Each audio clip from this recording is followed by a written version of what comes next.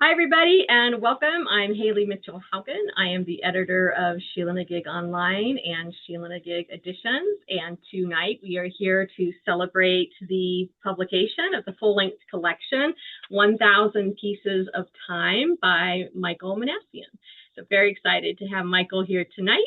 And then we have some selected readers from our fall edition of Sheila-Na-Gig Online. So we have about 9 readers after Michael to celebrate that issue as well. So welcome, Michael. So like many of our book authors at Sheila-Na-Gig Editions, I meet them through publishing Sheila-Na-Gig Online. I think Michael's appeared in 5 or 6 issues, right, before we started talking book. But Michael's certainly one of those poets I knew before I knew him, in the pages of other journals that we all read out and about there on the web and in print. So when Michael first sent to me, my response was, "Oh, Michael Minassian," So I was like, I already knew you before I knew you. So that's always exciting. So I'm going to give a formal introduction here, just reading Michael's bio in case you don't know him, give a little background. So Michael Minassian is a retired English professor and spends his time writing, taking photographs, and traveling with his wife in the U.S. and overseas. He was born in New York City, grew up in New York and New Jersey, in addition to living in Florida, California, North Carolina, Rhode Island, Texas, and currently in Georgia, right? So a recent move to Georgia. He's lived untaught overseas in England, Jamaica, Saudi Arabia, and South Korea. He earned a BA in political science at Fairleigh Dickinson University in New Jersey, an MA in English with a certificate in creative writing at California State University, Dominguez Hills, kind of my old stomping ground. For over 30 years, he was a member of the English department at Broward College in South Florida, where he was the director of the annual Screenwriting Film Festival, and he also wrote and produced the podcast series Eye on Literature. In addition, he studied and served as guest tutor for 10 years at Cambridge University Summer Study Program in the UK.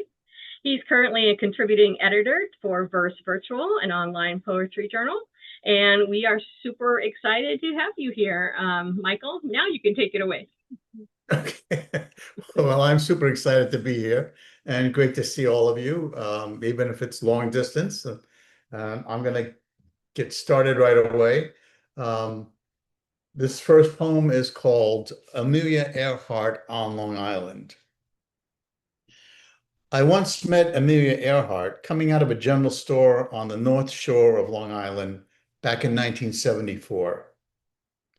I knew it was her because of the leather aviator's cap she wore pulled down on her head and the antique brass sextant she gripped in her hand. She wanted to know if I'd seen her navigator, Fred, and asked me to drive her down to the beach. Walking along the sand, she pointed to an object sticking out of the water, asking if it was her Lockheed plane. But I tell her, no, it's just a rock the locals call Dead Man's Elbow. Puzzled, I asked her about the Japanese and Bikamomoro Island. Instead, she tells me the things she misses the most, cherry blossoms and snow, and says the beach here reminds her of Kitty Hawk. When I was a child, I collected feathers until I had enough to make 2 small wings, climbing up onto the roof. I'd like to say I jumped off and survived the fall, but our neighbors saw me and called my parents, who coaxed me down with ice cream and a new Felix the Cat clock. Amelia cried when she saw the clock. Recognizing Felix from silent cartoons she had seen in movie theaters before she traveled around the world. She understood flying happened in the mind first, like sex or poems, words circling the globe, some crashing in the ocean, language a matter of timing and good weather, rain and waves held in place by the moon and tides. I watched her leave my house, the short walk down the driveway, and when she got to the sidewalk, she leaned down to scratch the ear of my neighbor's dog, the one with one eye, who doesn't care about the past and has no concept of the future tense. I knew I would never see her again, but looked up her name in my copy of the Britannica, finding a picture of Amelia standing next to a sleek silver Electra plane. This confluence of time and sand, a single photograph, her unmarked grave. Thank you. Silent clapping, an interesting side effect of Zoom. And finger snapping too. Okay, thanks. This next poem is called Christopher Marlowe Buys Me a Drink. I've been practicing my British accent, and I either sound like a Cockney or I sound like somebody from Scotland. So I don't know what it's going to sound like, but here goes. At first, I don't recognize the person sitting on the next bar stool. His hat pulled down low over his forehead, I hear him order an ale in a clipped British accent and realize his clothing has a distinct 16th century look. Christopher Marlowe? I ask.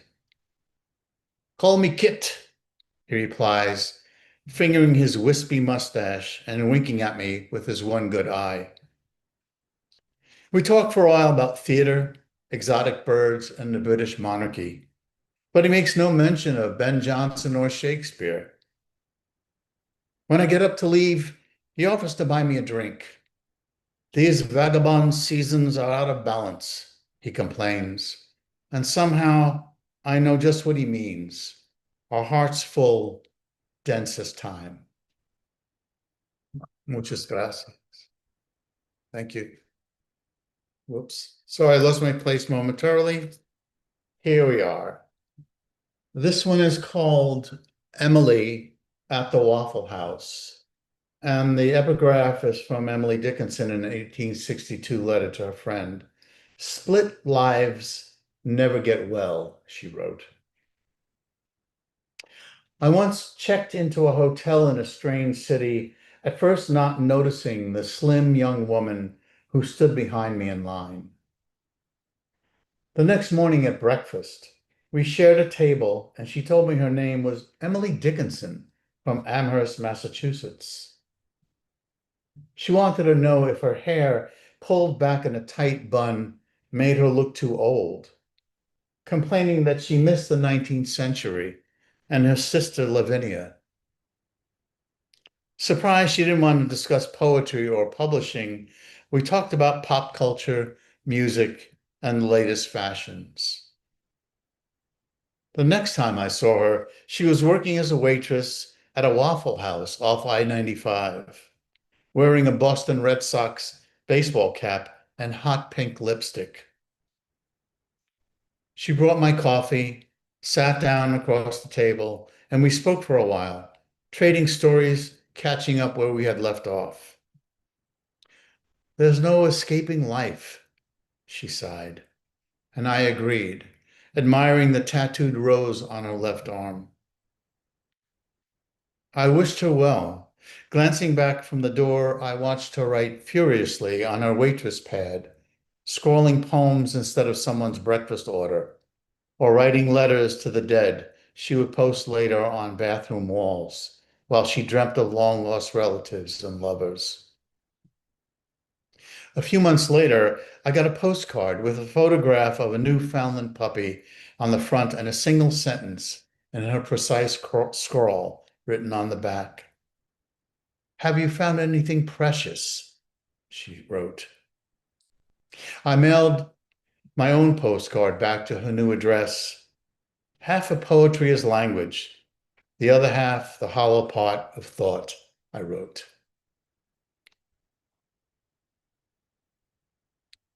Thank you. This poem is my take on the Odyssey, or one of them anyway. It's called Helen of Troy at Trader Joe's. Shoppers and staff all turn to stare as Helen of Troy walks the aisles, checking for organic products, and fills her basket with golden fruit and shapely produce fit for a queen. In the dairy department, she chooses Greek yogurt and grass-fed milk. then complains about the lack of mirrors and beauty products. At the checkout aisle, the cashier asks for the secret to her perfect skin. Make sure a god, or at least a professional baseball player, sleeps with your mother. Never eat eggs. Keep away from feathers and bird seed. I'm allergic and hate the sound they make when I sneeze. She pushes strands of hair back over her shell-shaped ear, a gift from Poseidon, hums to herself, hurries out to her car, checking the sky for odd-shaped clouds, passing arrows, a disturbance of air. Thank you. Okay, we're going to leave the past for a little bit. This is called Martha Stewart Invents My Kitchen. By the way, I'm still waiting to hear from Martha. No, not a word. She's all business as she steps through the door, cleaning the counters of forgotten appliances, empty cereal boxes, and takeout cartons. She washes the dishes, empties the fridge, and sweeps the floor until the kitchen is as tidy as a jail cell. When I ask when I can start cooking, she smiles and says, never, like a blind date that went on too long. All day and half the night, she chops vegetables, grates cheese, whips cream, and kneads bread, filling dish after dish, readying a banquet for a dozen guests or more. When she finishes, I help her carry everything out to her car. What now, I ask, sneaking a cookie while her back is turned. You're on your own, she says, but keep that kitchen clean or I'll be back. Typical Jersey girl, I think. Glad to see her go. I have to myself, happy chef of catastrophe. Thank you. Uh, this poem is dedicated to my grandmother. Um, Her Armenian name was Khachkatun, which means Lady of the Cross, but Island couldn't deal with that. So they gave her the name Katie. So here's to Katie, the sweater. Today I notice a thread unraveling on the sleeve of a shirt. I think of my grandmother and her sewing box crammed with needles and thread. A proud, lifelong member of the International Lady Garment Workers Union, she kept her membership card with her citizenship papers and the photo of my grandfather in his hand-sewn shirt next to her bed. Yet I knew she worked in harsh conditions at a time when clothing was made in the USA and immigrant women worked long hours in poorly lit factories with no ventilation. And America had its own sweatshops, children working in warehouses instead of going to school. A survivor of the genocide, she walked through the desert from Armenia to Lebanon before coming to America.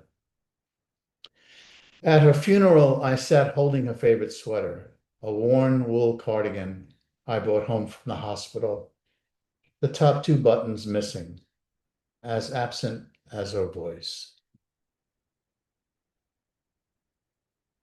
This poem is called Baby, You're So Cruel. We travel down the highway, riding as if we're stuck in some mid-20th century country music song, all twangy guitar and fiddle playing on the car stereo with one busted speaker, a persistent hum coming from the passenger side. I'm not sure if it's the radio or you speechless with anger. I ask you to check the map one last time, but you say no.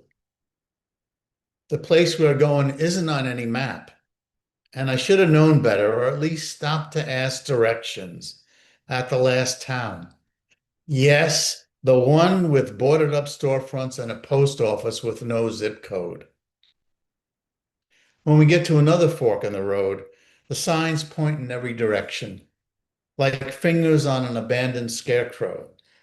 And the next time I look over, you are gone.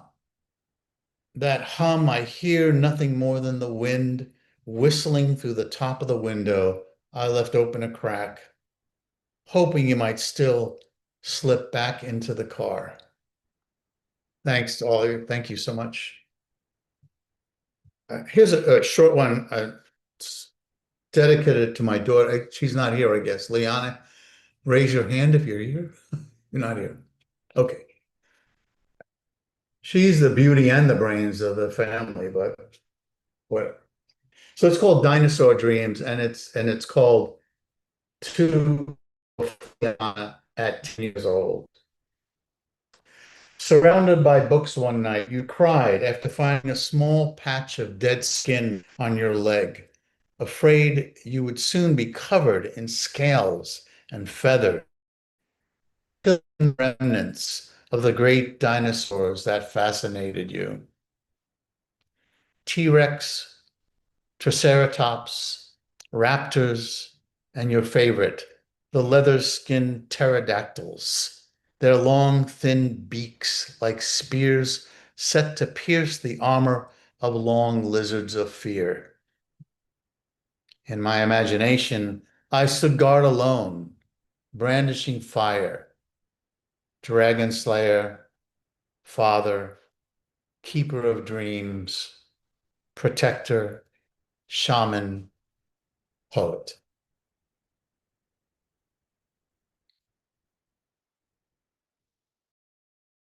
This poem is called Lilacs Come Undone.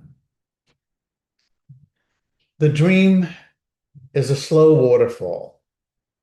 Birds fly through the mist. They wear casual suits made from feathers and bones. Rain falls and shimmers in the sunlight like a school of fish turning together in the sea. Inside a burning house, bees play violins. I eat chocolate cake at the kitchen table. My friend knocks on the front door, bringing a bouquet of weeping women, drowsy with sleep and grief, like lilacs come undone. I wipe away words floating in the air. The library of my mind holds only a snapshot of verse.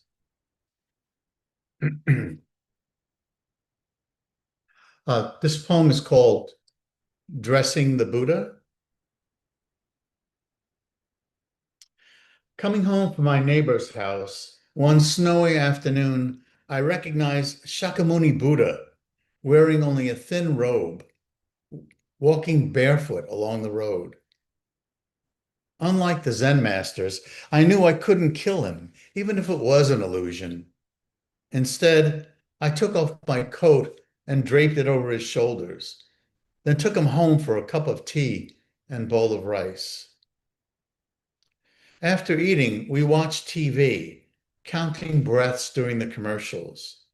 Though he seemed not to like any of the shows, keeping his eyes closed the whole time, until I switched to cartoons, and he smiled for the first time. As he got up to leave, I asked him what it was like to walk everywhere on the earth, but he didn't answer, never speaking a single word, even when I gave him my favorite sweater, wool cap, and gloves, along with my wife's warmest boots, surprised at how small he was and thin. Just as he was going out the door, my wife came home. Of course, she recognized him right away and noticed he was wearing her boots. "Have you been meditating again?" she asked me, shaking her head.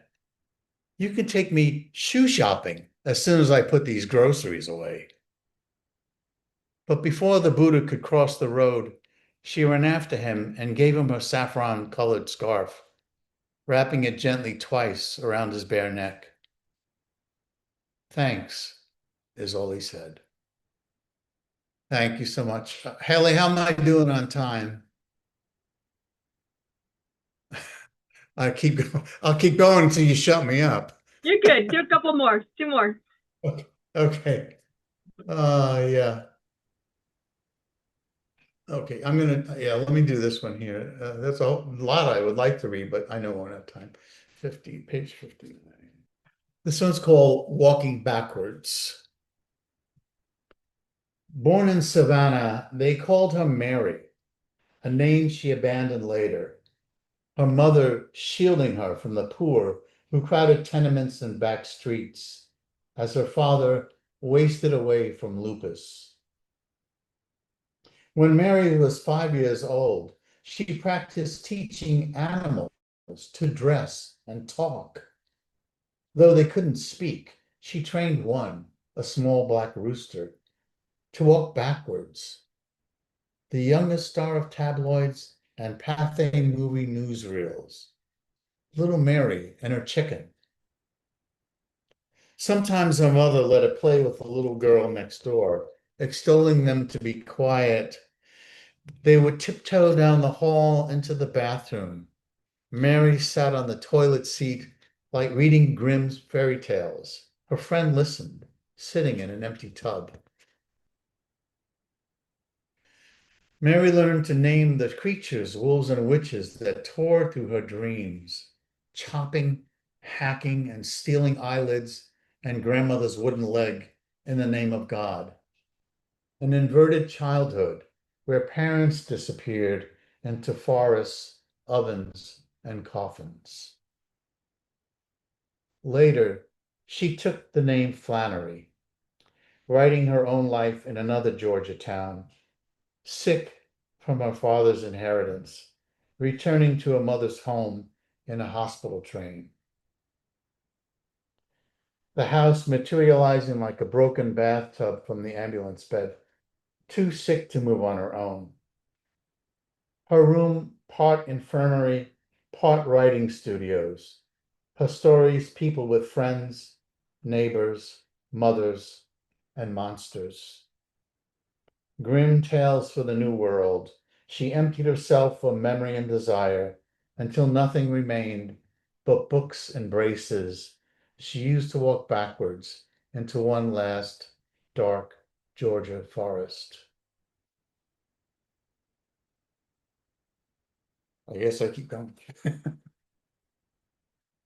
This is called The Next Hurricane. This was actually published in Sheila-Na-Gig a few years ago. It's called The Next Hurricane. Preparing for a Cat 3 storm, I helped my neighbor board up his windows. He asked me later if I was Italian or Jewish. And when I tell him no, Armenian, he nods as if it was another piece of bad news. Overhead, a flock of geese fly in a tight V formation, dropping brown and white turds on the roof across the street. See what I mean? He asks. It's gonna be a shitstorm. But that was 10 years ago. He and his wife long gone, their house repossessed. Another family live there now, hurricane shy, leaving their shutters up all year long. I fall asleep with the radio on, dream of chiseled distance, sift for clues in the sand. Somewhere cartographers draw new boundaries. Storms gather offshore, the weather reported in a series of metaphors. Spaghetti paths, cone of uncertainty, the mother of all storms. I'll call the next one Medusa. Wait for winter, turn to stone. Thank you. And I think I'll end there on the Sheila-Na-Gig note. That's a great place to end it, Michael. Thank you so much. Pleasure to hear these. Just so rich and wonderful. So thank you so much. We have been celebrating Michael Minassian and the release of 1,000 pieces of time. So and now printing and shipping very, very soon from Sheila-Na-Gig Editions. So very, very excited about that. Okay. Yeah.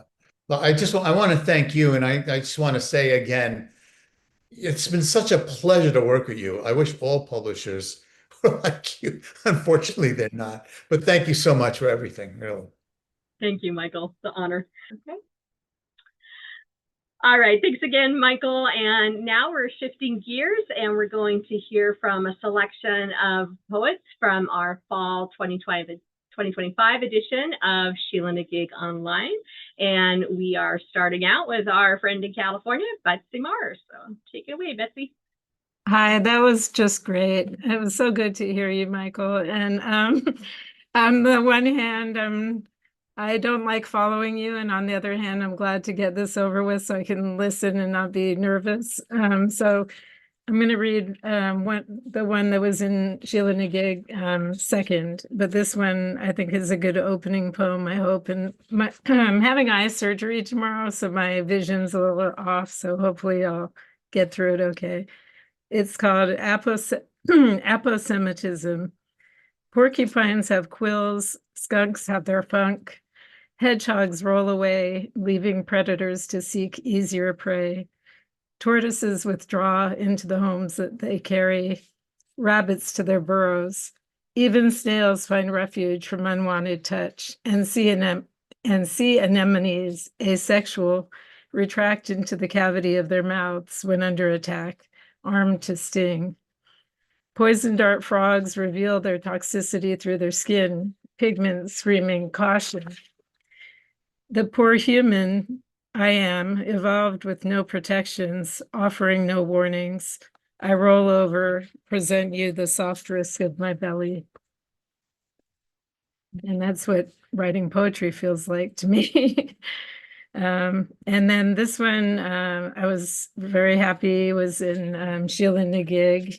And I just love the humor in Michael's poem. So hopefully I can continue that because most of my poetry can be very morbid. But this is called Dirty Dishes. One day I will be one of those old people whose dishes bear the trace of what is left unwashed.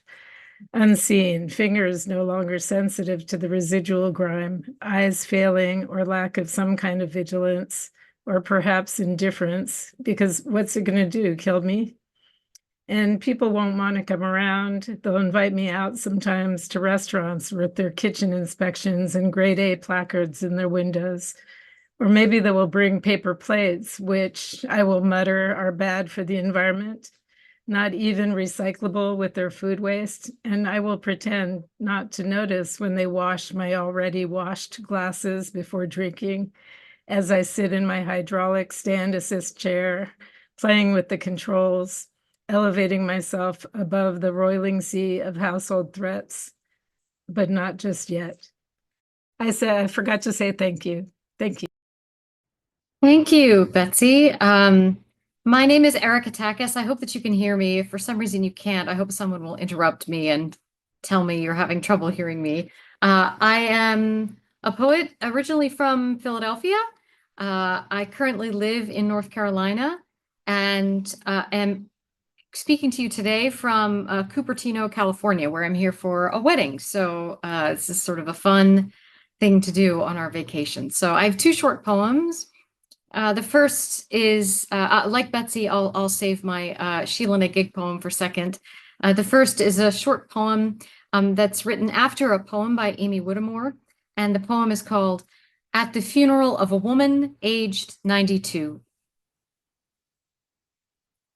No swollen eyes, no keening, no tissues balled into soggy, pale bouquets, no fists raised against the heavens, no grief howling through tattered hearts, no unanswered questions, no need for more programs printed just in case. Only the same words spoken for the 1,000th time, the usual candles, a few peach and crimson roses, enough gray heads in the pews to say amen, and the rafters crammed with every raucous saint and angel hymning her home. And the second poem is the poem that will be out in this fall edition of Sheila-Na-Gig. And it's called A Prayer for My Enemies.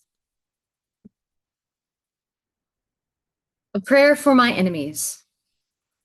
Simply that you will know a moment like this, Sunlight brushing your cheek, the birds riotous for reasons no scientist can explain, but that sound just like joy.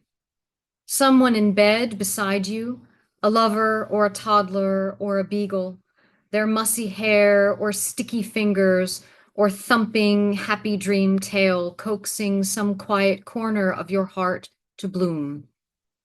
That you'll stretch and wonder at the regular ecstasy of it, roll over and want for nothing.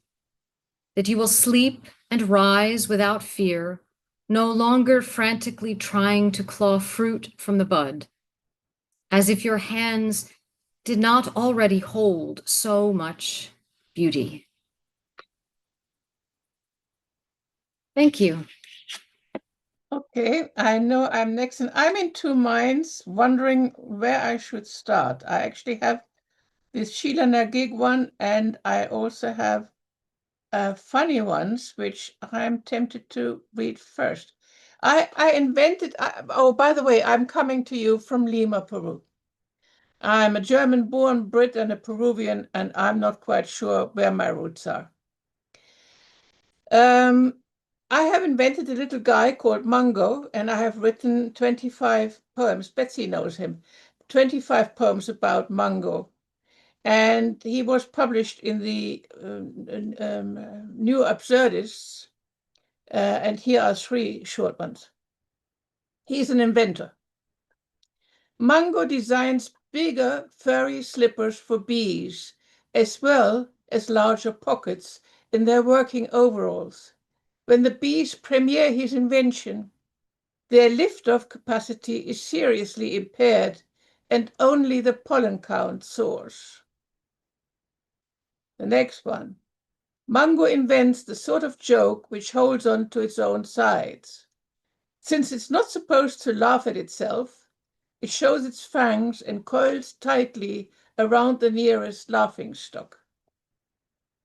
Mungo has written a tune which makes you long for pumpkin soup when you listen to it on an empty stomach. He calls his group the G-Spot 5 and tells an interviewer that they haven't yet found their place. And the one from Sheila-Na-Gig, hang on. No. Let me. Nostalgia for times lost. The honeysuckle that overwhelms the evening air, and the walnut tree that tries to kill us with small missiles. Gustavo, Donna, Laika, and Maxi wag-tailed any would-be burglars. Still, they do look large and fierce, however much they smile and slobber. The sudden, short, heavy, warm summer rains bomb little holes in the yellow sand, shipped all the way from Andalusia, that covers the entrance to the garden. Petrichor, the weeping willow, her lowering branches even more ponderous from the welcome downpour, diamond droplets forming and falling from the feathery fingers of the Spanish pine. The wood-burning stoves glowing in the winter, warming all walls, the outhouse decked to the ceiling with leña, firewood. Skeletal fruit trees and vines, stripped of their fineries, but exulting in their nakedness, covered from head to toe in the fine, white veils of an early frost. Orion on the southern horizon, Cassiopeia almost overhead, a pot of fur cooking gently, the bread rising in the oven. The green hue surrounding most trees and branches, just a hint of what is surely to come. The most daring of blossoms, the ones that festoon the almond trees, are betting on sunshine and warmth. The swifts are back, whooshing, chattering, and flirting. There is freshness in the air, hope, and the secret knowledge of repeat and rebirth in our world does not exist. Thank you. I think it's my turn. Thank you, Rose. I'm going to start with, since Michael read all those poems about famous people, I'm going to read one too, if I can get it to come up. It's Emily Dickinson in the Virtual World. If Emily Dickinson were living now, I think she'd find this age of Zoom amenable. Each gathering so like a window one could open at appointed times, close when one pleases, a place to share her work and meet her many fans. Would she be surprised at how they've multiplied, those acolytes, studying her every dash and rhyme, parsing every letter? Would it make her smile or shake her head to think what she had missed in being born at the wrong time? But then she'd see small-mindedness is no stranger to us now. We still need her to lead us by the grace of a small cell phone through her Amherst garden to hobnob with the bees. She could spread herself around like sunlight. I'm sure that she would take at least one lover. Dressed no more in white, her gowns would flourish in green or gold. She'd stroll down Main Street to buy a loaf, visit the library, wonder at the clouds, always changing, the same as ever. Let's see, here's the other one. Here's the one that was in Sheila-Na-Gig. It's called Trees, and I had a command performance to read it in my yoga class yesterday. They aren't like us, beings who construct a wall, form groups or tribes, mostly to kill or shut each other out. We are capable of traveling long distances, craving what is new. We struggle to imagine each other's thoughts or feelings, eschew differences, while trees are connected at the root, know each other thoroughly, give freely to their neighbors across species, act as one. Tree solipsism's not a thing. Even if an old oak grows alone, secluded on a hill, the others lopped off long ago with buzz saws and axes, I imagine that the oak can empathize with all the blades of grass around it, squirrels and birds nesting in its branches, saplings sprouted from the acorns it has dropped. I like to think it loves its leaves, but embraces their bright demise in fall. Even the lightning bolt that hollows out its core. By human standards, the tree's a philosopher, even a saint, model for inhabiting the earth. Thank you. Won't go off. There it is. Hi, Judy Kronenfeld from Riverside, California, a place I've come to love even more now that I'm about to leave it. Aha! Anyway, I'm going to read the poem that was in Sheila first. All right. This is a villanelle, one of just a few forms that I've actually practiced quite a bit with. Inevitably belated consolation. How rapidly the nests of care disintegrate. She disappeared from view, but now we know, our cousins buried in an unmarked grave. She fell into the cold arms of the state, no parent, child, or spouse to whom to go. How soon the nest of care disintegrates. Although one nurse took pity on her state in 16 friendless years with those who've blown their minds, our cousin molders in an unmarked grave. Does memory require a demarcated place, a bench, a tree, at least a marker, flat, alone? Can't be, since families disintegrate. New guests may turn out those in labeled graves, Someday we all will whirl with trees and stones, although not buried in those unmarked places. Yet we imagine markers freeze the fading, as if all generations aren't overthrown. Dear lost cousin, later or sooner, care disintegrates. Dust monuments kiss dust, are unmarked graves. I think I stole that last bit from George Herbert. Okay, the other poem was in not in Sheila-Na-Gig, but in Queen's Quinterly. And there we go. Thank you, Haley. I've been working on writing poems for photos in response to photos by Vivian Mayer, a photographer I just adore, partially because she has so many city scenes, and I grew up as a city person, but have since changed. Sheen. Luminous, just stopped rain pooled on the park walkway makes it look like an antique silver-plated tray, showing base metal in a few worn places. But there's more than enough shine left to mirror a man in overcoat and fedora, taking his warmly dressed kids out on their roller skates in the depth of winter, when the park benches are all deserted.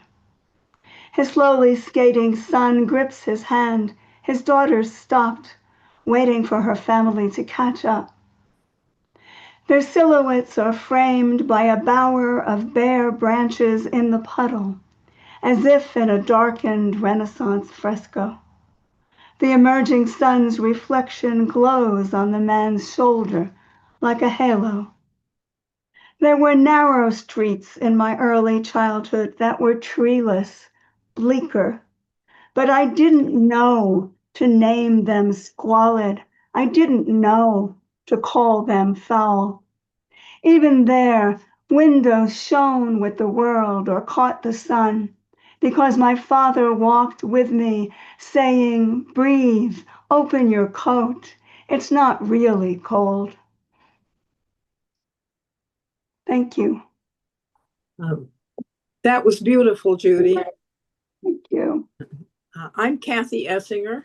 I live in Troy, Ohio. That's a little north of Dayton. And my dog is going to help me here. Any minute, she'll be in my lap and you'll know. I'm going to read a poem that was in Sheila-Na-Gig. It's titled Survivor, and it's for my friend Becky. The pine tree that I rescued from a crack in the sidewalk is now 20 feet tall. We planted it in your yard the summer you began chemo. I want you to know that last year it dropped the first pine cones, and this year it hosts a nest of robins. Wherever you have gone, we are still here, amazed by the little peach trees that grow from seeds planted by an ambitious generation of squirrels. The iris did not bloom this year, but the peonies, those aging ladies in pink negligees, were beautiful. I have not trimmed the lilacs as I promised, but I will once the blossoms have fallen. In the meantime, all I can say is that we are doing our best to live a life worth dying for. And I'm going to read a poem for my cat, Boo, whom we lost several years ago, but she comes back occasionally. For Boo. Beware, gods of salmon and tuna, keeper of mice and moonlit nights. I am sending ahead my cat, Boo, stalker of crickets, lover of old shoes. Take care, god of the can opener, guardian of cushions and weathered sills. Make clear the midnight path for her. Grant the passage black cats have earned. Let there be catnip tucked into old socks and saucers of store-bought cream. Let her voice be heard, as it surely will, with complaints that were never quelled. But if there is thunder and the heavens shake and threaten to fall down upon her, and she longs for that place beneath the stairs where she was safe from dogs and toddlers and the veterinarian's pills. Let her return to me as a familiar, a shade, a companion beside my door, her voice too persistent to be ignored. Thank you. Hi, everyone. Thanks for having me tonight. Thank you, Haley and Gary, for choosing my poem for this issue of Sheila-Na-Gig. I'm Jennifer Franklin. I'm zooming in from New York City, and I'm going to read two poems from my manuscript called A Fire in Her Brain. They are mostly epistolary poems to Sylvia Plath, Virginia Woolf, and Lucia Joyce. This first one is called Blue Room Pompeii, and it was one of the winners of the Ashland Poetry Press Broadside Contest. And some of you have probably seen this new discovery of the Blue Room in Pompeii that was recently excavated about a year ago. You can look the pictures up online. Blue Room Pompeii. Deep inside me, there is a room of blue frescoes, the color of the sea and sky we looked upon for a week one summer. Small room, sketched with figures of the season. They keep my secrets. What I wanted but could not have as the months passed and the weather changed, and the mountain, inscrutable as Vesuvius, loomed over each action and silence, keeping a long ledger of my shame. Deep inside me, the blue room waits. Though it is always there, unlocked and empty, I almost never allow myself to visit. This is how hard we are with forgiveness. This is how we harm ourselves, by hiding beauty. What stone must we remove from our hearts to enable us to enter and kneel among the amphora and oyster shells and be embraced by the still, vibrant pigment of those four walls, to look at platters of fruit so plump they are almost possible to taste. And this poem was the poem of mine published in Sheila-Na-Gig, and it's called Queen of Night, 3 a.m.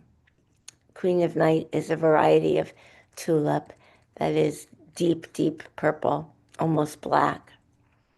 Queen of Night, 3 a.m. I keep vigil with the 70 stems we pulled from the dry ground at the tulip farm across the bridge.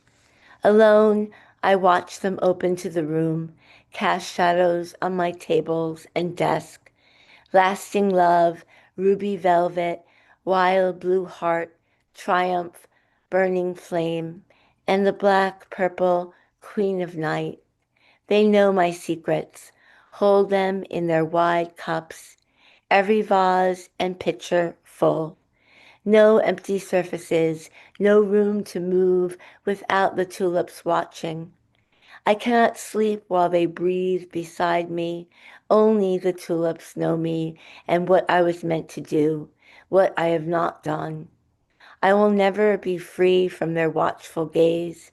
If I leave the room, they will discuss me, all my failures and flaws, all my shortcomings and sins. They see everything. Remind me how the learned men in their brick buildings praised me before I was betrothed and babied, before I was bound and bullied, bowed, burdened, and burned. Before. The tulips know the whole story. They don't need the details I told the strangers who ferried my daughter and me through the traffic of the city. No, I can hide nothing from them. They know the color of my weakness, the shade of my pettiness. They know which of them matches the texture of my jealousy. The tulips have always known the tenor of my tender and terrible heart. Thank you. Thanks, Jennifer, and thanks to all of you. I'm Judy Kleinberg, and I'm coming from Bellingham, Washington, where I have a pretty weak signal today. So, Haley, if this is too wobbly, will you like wave your arms or something and I'll stop? Okay.